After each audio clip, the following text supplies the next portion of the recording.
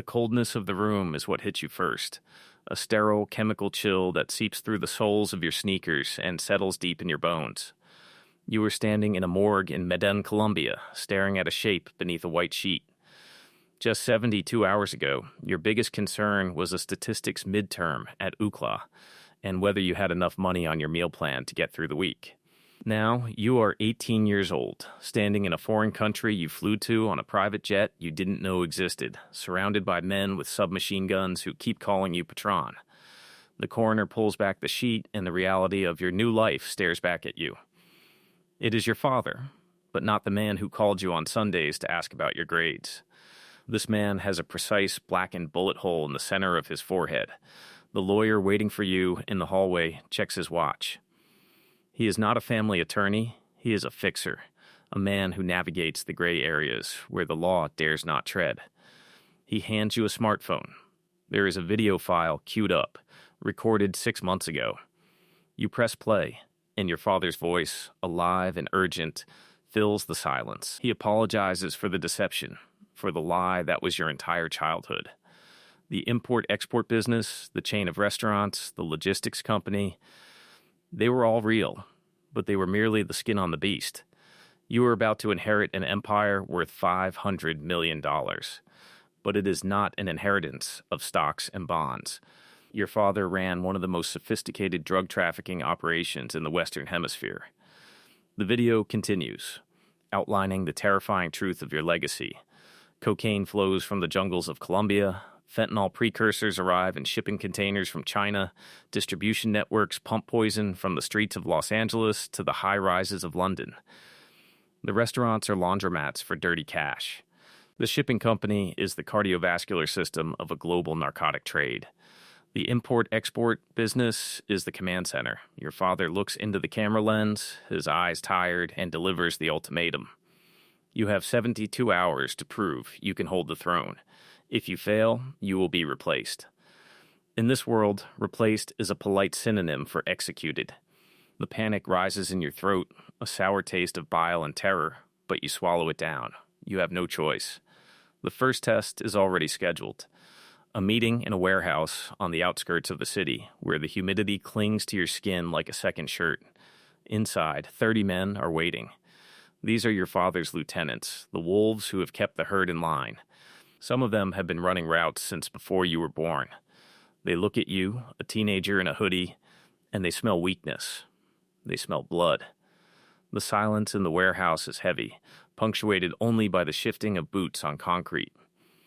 One man steps forward. His name is Rojas. He was your father's right hand, the enforcer, the strategist. He looks at you with a mixture of pity and disdain. With a voice like grinding gravel, he makes his move. He tells you that you don't know the business, that you don't know the streets, that you are a tourist in a war zone. He offers to run things until you are ready. It is a trap, and you know it. If you yield power now, you will never get it back. You will be a puppet until you are no longer useful, and then you will disappear. Your father's advice from the video echoes in your mind: never show weakness. The moment they sense fear, they will tear you apart. You lock eyes with Rojas. Your heart is hammering against your ribs like a trapped bird, but you keep your face stone still. You tell him, loud enough for the back of the room to hear, that while my father trusted him, and I trust him, I give the orders. The air leaves the room. It is a gamble of life and death. Rojas stares at you for what feels like an eternity, his eyes searching for a crack in your armor. Finally, he nods. You have passed the first test, but the others are watching. They are waiting for the stumble. The first week is a baptism by fire, a crash course in the mechanics of a criminal enterprise. You stop sleeping. You stop thinking about college. You learn how the money moves. $50 million in product flows through your network every single month. You learn the geography of the trade, paste from Peru and Bolivia, processing labs hidden in the Colombian canopy, fishing boats navigating the Pacific to Mexico, and trucks with hidden compartments crossing the U.S. border buried under tons of legitimate produce. The profit margin is 300%. It is capitalism in its rawest, most violent form. You learn about the payroll. It's not just drivers and chemists, it's police captains in 6 countries, politicians in 3, a federal judge who ensures certain warrants are never signed, and border agents who know exactly which trucks to wave through. You learn about the violence, the currency that backs the dollar. Your father didn't build this by being a saint. He sanctioned torture. He ordered executions. You meet the man responsible for the interviews. He is polite, soft-spoken, a man with a wife and 2 daughters who collects rare stamps. His job is to extract truth using pliers and electricity. You shake his hand and you feel a part of your soul wither. The first true crisis strikes in week 2. A shipment worth $30 million vanishes in the dense jungles of Guatemala. A convoy was ambushed, 4 of your men were butchered, and the product was taken.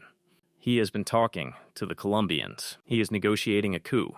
He plans to eliminate you and seize the throne, offering the suppliers a bigger cut in exchange for your head. You find out through a wiretap. Your own team had been surveilling him for months, just in case. Paranoia pays off. You confront him in a room with no windows, the soundproofing swallowing the tension. He doesn't deny it. He looks at you and tells you that you are still a child playing king, that you don't have the stomach for the endgame. He is wrong. You have developed the stomach, you just wish you hadn't. Rojas dies that night. You aren't in the room. But the order came from your lips. He was the closest thing to a mentor you had. Now, he is just another loose end tied off. 2 years in. You are a ghost. You do not exist on paper. Your legal identity is a student on indefinite leave. Your reality is the head of a $750 million empire. You live out of safe houses, moving like a fugitive in your own kingdom. You trust no one. Every meal is tested. Every car is swept for explosives. Every handshake is potential poison. You are rich beyond the dreams of avarice and utterly alone. Late at night, staring at the ceiling of another unfamiliar bedroom, you fantasize about the exit. Taking $50 million, getting a new face, a new passport, disappearing to an island where no one knows your name. But you know the rules. There is no retirement plan for the CEO of a cartel. You know too much. You have made too many enemies. The moment you step down, the moment you show your back, the knives will come out. Your mother calls sometimes. She thinks you are a brilliant young executive. She is proud of you. You send her money, pay for her security, ensure she lives like a queen. But you can never visit. Your presence is a death sentence for her. 3 years in. You are 21. You should be walking across a stage to accept a diploma. Instead, you are managing a global criminal conglomerate. You have laundered billions. You have corrupted officials in 12 sovereign nations. You have become the monster under the bed. And the most terrifying realization is that you are good at it. Your father saw this capacity in you. The ability to detach, to make the hard choice, to be ruthless. You hate him for being right. A new frontier opens. Cryptocurrency. Decentralized exchanges, untraceable transactions. You pour $100 million into building a digital infrastructure. Within a year, you are processing $500 million in dirty money, becoming the central bank for the underworld. The profits are astronomical, but the net is tightening. The feds are evolving. They have blockchain analysts now. They are following the digital breadcrumbs. It is only a matter of time. Then the message arrives. It pops up on an encrypted app from a source you trust implicitly. They're coming. Get out now. You don't know if it's the DIA, a rival cartel, or a traitor in your own ranks. It doesn't matter. You have learned to trust your instincts above all else. You grab the go bag, 20 million in crypto on a cold storage drive, 6 passports with different names, a burner phone. You are out the door in 90 seconds. You enact the contingency plan. A safe house in Montenegro. No extradition treaty. A villa overlooking the Adriatic Sea. A staff that is paid not to speak. You could live here forever. You could vanish. But as you sit on the balcony, watching the sun bleed into the ocean, the truth settles over you like a shroud. There is no escape. There is no version of this story where you go back to being normal. You are 21 years old. You are worth $750 million, and you are a prisoner in a jail of your own design. Somewhere in the villa, a phone begins to ring. Somewhere, a shipment is stalled, a bribe is needed, a decision must be made. The Empire does not run itself. You stand up. You walk back inside. You pick up the phone. I'm on my way, you say.